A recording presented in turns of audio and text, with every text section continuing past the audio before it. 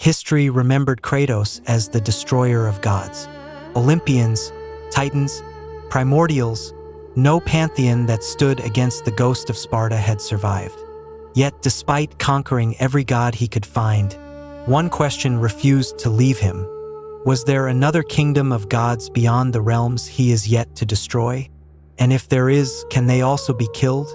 What you're about to hear is an original fictional story inspired by the God of War franchise and biblical imagery. Years after the fall of the last gods, Kratos descended once more into the abandoned realm of Hades. Its ruler was long dead by Kratos' own hands. Deep beneath Tartarus, far below the prisons that once held the Titans, another prison remained sealed. There, ancient beings known only as the Watchers remained chained in eternal darkness. Long before humanity had built its first civilization, they had rebelled against heaven by abandoning their divine purpose and corrupting mankind. The Watchers had witnessed Kratos' war against every god. Recognizing the ghost of Sparta, they revealed that one final kingdom still existed, a kingdom beyond Olympus, beyond the 9 realms, the kingdom of heaven. In exchange for opening a path to heaven, they demanded only one thing: that Kratos destroy God and every angel that served him. Without hesitation, Kratos accepted. The Watchers spoke forgotten words older than mankind itself. The underworld trembled. Reality split apart. A brilliant gateway appeared before the ghost of Sparta. Without fear, Kratos stepped into heaven. The kingdom before him surpassed anything Olympus had ever created. Endless crystal cities stretched across the clouds. Golden rivers flowed beneath mountains of light. Peace itself seemed woven into the air. That peace lasted only moments. 2 guardian angels descended from the heavens to stop the intruder. The battle that followed shook the gates of paradise. The blades of chaos carved through waves of holy fire, while the Leviathan axe shattered celestial weapons with overwhelming force. Despite their incredible strength, both guardians eventually fell before the ghost of Sparta. For the first time in history, angels had been defeated by mortal hands. The sounding of heavenly trumpets echoed across creation. Countless angelic armies filled the skies. At their heads stood Gabriel, Raphael, Uriel, and Michael, the commander of heaven's armies.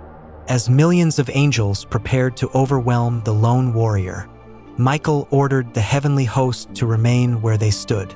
He chose to face Kratos alone. The greatest battle heaven had ever witnessed began. Kratos attacked with the fury that had destroyed entire pantheons.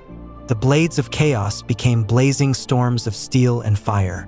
The Leviathan axe crashed with enough force to split mountains. Spartan rage shook the foundations of heaven itself. Yet Michael never advanced. He never attacked. Every strike, every axe swing, every flaming chain was calmly blocked with flawless precision. The ghost of Sparta fought harder than ever before. The Archangel simply stood his ground. The battle continued until the skies themselves seemed ready to collapse. Crystal mountains shattered. Clouds vanished beneath endless shockwaves. Still, Michael refused to strike back. Realizing brute force alone would never break heaven's commander, Kratos changed his strategy. He hurled the Leviathan axe as a distraction. As Michael turned to deflect it, Kratos lunged forward with the blade of Olympus. The ancient weapon finally pierced Michael's defense. A single cut appeared across the Archangel's shoulder. One drop of blood fell onto the white stone beneath them. The armies of heaven stood frozen. Never before had anyone wounded the commander of the heavenly host. For a brief moment, it appeared the impossible might actually happen. Then, everything changed. Michael finally chose to fight. He raised his sword with both hands. The heavens answered. Light gathered around the blade until it rivaled the sun itself. With one controlled strike, a wave of divine power erupted across creation. The explosion tore through the battlefield. Kratos was hurled across heaven like a falling star. He crashed through crystal mountains, shattered ancient towers, and came to rest beneath broken stone. His weapons lay scattered beyond his reach. For the first time in countless wars, the ghost of Sparta had been completely defeated. As Michael approached, Kratos expected death. But heaven was different. Rather than delivering the final blow, Michael lowered his sword. He offered the ghost of Sparta something no god had ever shown him: mercy. He revealed that Kratos had spent his life believing all gods were cruel because cruelty was all he had ever known. But true justice could never exist without compassion. And true strength was measured not by the lives one could take, but by the lives one chose to spare. Those words struck Kratos more deeply than any weapon ever had. For the first time since beginning his endless war against the gods, Kratos understood that not every divine ruler deserved destruction. Not every throne was built upon tyranny.